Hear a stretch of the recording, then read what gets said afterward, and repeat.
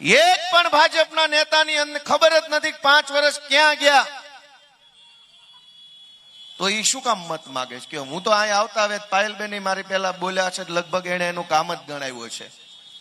તમે ગમે એ વોર્ડમાં જાઓ તો દરેક આગેવાનો એમ કહે છે કે ભાઈ અમે આટલો પ્રયત્ન કરીને આવ્યા વિરોધ પક્ષ તરીકે, જે કામ વિરોધ પક્ષની સ્થાનિક સ્વરાજની સત્તામાં નહોતા આવતા એ કામમાં ધ્યાન આપ્યું. ડ્રગ્સના મુદ્દા ઉપર લડાઈ કિરણ ચોક પાસે માંડવો નાખ્યો તો 10 દિનો. એ રાજ્ય સરકારનો વિષય છે, કોર્પોરેશનનો નથી.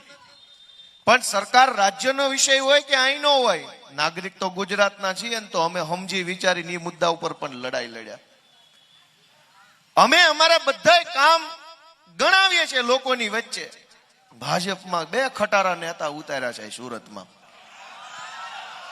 અને મનસુખભાઈ માંડવિયા અત્યારે ભાષણ કરતા હતા. એ કે તમારો ને આપણો તો નાળ ને નાભી જેવો વ્યવહાર છે.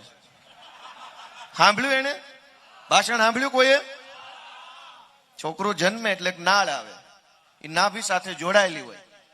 એને એના ભાષણમાં એવું કીધું કે આપણો એટલે સૌરાષ્ટ્રના લોકોનો અને ભાજપનો નાળ નાભી જેવો વ્યવહાર છે, એટલે મત તો તમારે અમને જ દેવાના.